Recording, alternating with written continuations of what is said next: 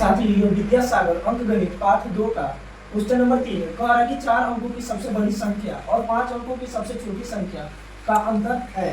मतलब हमको 4 अंकों की सबसे बड़ी संख्या और 5 अंकों की सबसे छोटी संख्या का अंतर बताना है। तो 4 अंकों की सबसे बड़ी संख्या, 4 अंकों की सबसे बड़ी संख्या होती है, सबसे बड़ी संख्या होती है संख्या 4 को 9 होता है। और 5 अंकों की सबसे छोटी संख्या, 5 अंकों की सबसे छोटी संख्या क्या होती है?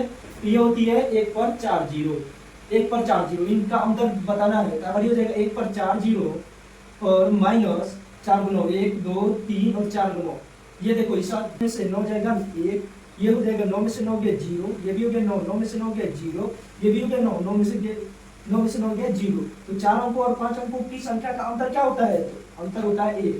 4 अंकों की सबसे बड़ी संख्या और 5 अंकों की सबसे छोटी संख्या का अंतर होता है 1। अगर इसमें 4 अंकों की संख्या में 1 भी जोड़ दे तो क्या हो जाएगा? 5 अंकों की संख्या, इसलिए इसका अंतर क्या होता है? 1 होता है। तो साथियों आप देख सकते हैं अंक गणित का पाठ 2 का क्वेश्चन नंबर 4 है। कह रहा है यदि संख्या 34 रिक्त स्थान 24 संख्या 9 से विभाजित हो तो रिक्त स्थान में क्या होगा? ये पूछ रहा है 9 के विभाजिता से, कि 9 से विभाजित होने के लिए संख्या के रिक्त स्थान में क्या होगा। तो 9 से विभाजिता का नियम है कि संख्याओं का योग अगर 9 के से विभाजित है तो क्या होगा? वो संख्या भी 9 से विभाजित हो जाएगा। तो ये हो जाएगा, आप संख्याओं का योग कर रहा है तो संख्या के अंकों का योग, संख्या के अंकों का योग में रिक्त स्थान में रहेगा प्लस 2 जोड़ 4, ये हो जाएगा 4, ये हो जाएगा 4 3 7, 7 2 9, 9 और 4 13, 13 हो गया। अब 13 में कितना जोड़े कि 9 के टेबल में आ जाएगा। 9 के पहाड़ा में चाहे 9 से कटने वाला, तो 13 में 9 से कटने वाला कौन सा अंक है? 18 है। तो 18 के लिए क्या हो जाएगा? 13 में 5 जोड़ना पड़ेगा, तो ये क्या हो जाएगा? अगर रिक्त स्थान में 5 हो तो क्या हो जाएगा? ये संख्या 9 से विभाजित होगा। क्या हो जाएगा? 9 से विभाजित हो जाएगा। क्यों? क्योंकि रिक्त स्थान संख्याओं का योग कितना है? 13। 13 के लिए 18 के लिए कितना जोड़ना पड़ेगा? 5 जोड़ेंगे तब ये हो जाएगा 18, और 18 जो है 9 से विभाजित होता है, 9 से विभाजित होता है, इसलिए रिक्त स्थान में क्या हो जाएगा? 5 हो जाएगा। ये अंक गणित का 5 नंबर क्वेश्चन है, प्रश्नमाला 2 का।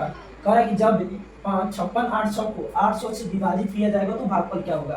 तो आप क्या करेंगे? 56 800 बटा डायरेक्ट क्या कर देंगे? 800। इस तरीके से भी आप बना सकते हैं। आ सकते हैं 56 8 एकम 8, ये कितना हो गया? ये कर देगा 8 एकम 8 और 7, भागफल हो जाएगा डायरेक्ट। भागफल हो जाएगा आपका कितना हो जाएगा? 71। या दूसरा तरीका है इसका, 800 से डायरेक्ट भाग कर दीजिए 5600 और 800 में, ये हो जाएगा 6 7 मतलब बना रहेगा, ये डायरेक्ट करेगा 56 100 से, ये बटेगा 0 का 0, 2 को 0 होगा जी, 2 को 0, ये हो जाएगा 0 का 0, 8 का 8, ये सब कट जाएगा, ऊपर से उतरेगा 0, ये एक बार में लग गया 800 का 800। ये दोनों तरीका हो सकता है, लेकिन भागफल क्या होगा? भागफल ये हो जाएगा आपका 71 ही, आंसर वही आएगा, चाहे तरीका कोई भी है। ये 6 नंबर क्वेश्चन है। कह रहा है कि 80 का अभाज्य गुणनखंड क्या होगा? तो 80 का क्या निकाल देंगे? अभाज्य गुणनखंड। अभाज्य गुणनखंड मतलब ये हो जाएगा आपका 2 से लग गया, ये हो जाएगा 40, फिर 2 से लग गया, ये हो जाएगा 20, और फिर ये 2 से लग गया, ये हो जाएगा 10, और फिर ये 2 से लग गया हो जाएगा 5, ये 2 से लग गया 5 से लग गया, ये हो जाएगा 1। तो 80 का अभाज्य गुणनखंड होगा 2 गुने 2 गुने 2 गुने 2 गुने 5, ये हो जाएगा आपका 4 में 2 और 1 में 5, ये हो जाएगा आपका 80 का अभाज्य गुणनखंड। 4 देखो 7 नंबर क्वेश्चन है। 4 अंकों की अधिकतम संख्या क्या होगी जो 91 से पूर्णतः विभाजित होता है? अगर 4 अंकों की अधिकतम संख्या, तो 4 अंकों की सबसे बड़ी संख्या क्या होगी? 4 अंकों का सबसे बड़ा संख्या हो जाएगा, संख्या क्या होता है जी? ये होता है 4 गुना 9, 4 गुना 9। अब क्या करेंगे? 91 से 4 गुना 9 में भाग करेंगे। अभी एक मरतबे लगेगा, ये हो जाएगा 91, ये हो जाएगा 8 ऊपर से उतरा 1, भाग नहीं लिखेगा, ये 9 हो गया, ये हो जाएगा क्रॉस, ये लगेगा तुम्हारे 9 बार में 9 का 9, ये हो जाएगा 9 81, ये हो जाएगा आपका कितना? ये हो जाएगा आपका 9 में से 9 गया 0, ये हो जाएगा आपका कितना? 8, ये हो जाएगा 8, ये हो जाएगा क्रॉस। तो ये हो गया 4 अंकों की सबसे अधिकतम संख्या क्या हो जाएगी? 4 और 91 से विभाजित 4 अंकों की अधिकतम संख्या, 4 अंकों की अधिकतम संख्या अधिकतम संख्या हो जाएगा। ये क्या हो जाएगा, ये हो जाएगा 4 गुना 9 में से शेषफल को घटाने पर ये हो जाएगा आपका 0 में से 9 में से 0 गया 9 और 9 में से 8 गया 1, ये हो जाएगा 9 9, ये हो जाएगा 99। अब नहीं हो जाएगा 91 से विभाजित क्या हो जाएगा 4 अंकों की सबसे अधिकतम संख्या, यही हो जाएगा आपका आंसर। 4 अंकों की सबसे अधिकतम संख्या क्या होगा, जो 91 से विभाजित हो जाएगा, ये 99 19 होगा। अगर क्या करेंगे 4 अंकों की सबसे बड़ी संख्या में 91 से भाग करेंगे, जो शेषफल आएगा इसमें से घटा देंगे तो 91 से विभाजित हो जाएगी। 8 नंबर क्वेश्चन है, 5 अंकों की वह बड़ी से बड़ी संख्या बताएं जो 277 से पूर्णतः विभाजित हो। तो फिर क्या करेंगे, 5 अंकों की बड़ी संख्या क्या होता है 5 गुना, उसमें क्या करेंगे 277 से भाग करेंगे, या जो शेषफल आएगा वो 5 अंकों की बड़ी संख्या से घटा देंगे। तो 5 अंकों का सबसे बड़ा संख्या ये हो जाएगा सबसे बड़ी संख्या, ये क्या हो जाएगा भाई, तो ये हो जाएगा आपका 5 गुना 5 9। अब क्या हो जाएगा 2 से 277 से इसमें भाग करेंगे, 1 2 3 4 5 9, ये लगेगा आपका, ये हो जाएगा आपका 3 बार में 7 3 21 के एक हाथ में लगा 2, 7 3 21 2 23 के 3 हाथ में लगा 2 और 3 दूना 6 2 8, ये हो जाएगा इतना, ये हो जाएगा आपका 8, ये हो जाएगा आपका 6, ये हो जाएगा 1। अभी ऊपर से उतरेगा 9, ये आपका लगेगा कितना बार में, तो ये आपका लगेगा 6 बार में, ये हो जाएगा 7 7 42 अब 42 4 46 4 9 12 4 16, ये हो जाएगा आपका कितना 7, ये हो जाएगा आपका 2, ये हो जाएगा क्रॉस ऊपर से आया 9, ये लगेगा आपका एक बार में 277, ये हो जाएगा आपका कितना शेष हो जाएगा 2, और फिर हल कुछ देर पहले क्या हो जाएगा 277 से विभाजित 5 अंकों की बड़ी संख्या क्या होगा, 5 अंकों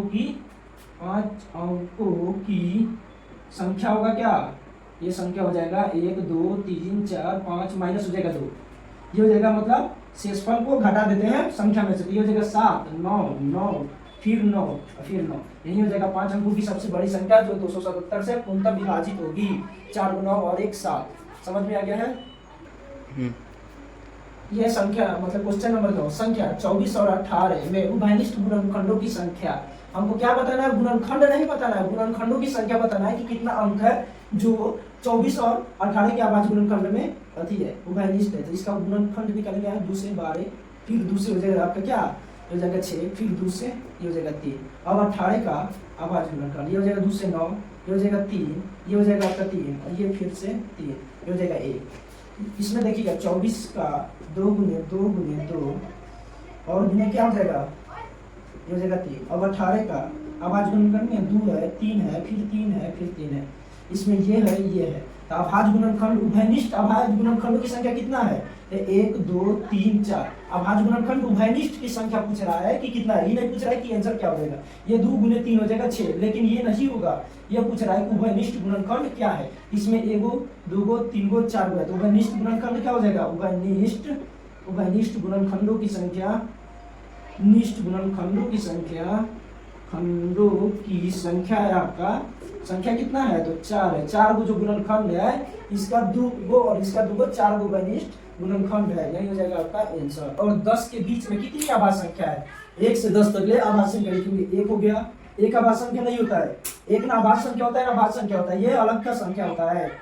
ये हो जाएगा 2 3, ये उसके बाद हो जाएगा 5, उसके बाद 7 हो जाएगा और उसके बाद 11 होगा, ये हो जाएगा 10 के बीच की संख्या है, तो कितनी है तो 4 है, 4 अभाज्य संख्या होता है, अभाज्य संख्या होता है किस के 1 से 10 के बीच कितनी अभाज्य संख्या है तो 4 है, और 1 से 100 के बीच पूछता है, 1 से 100 के बीच पूछता है, तो इसके बीच में होते हैं 25 अभाज्य संख्या, अभाज्य संख्या कितने होते हैं तो 25 होता है।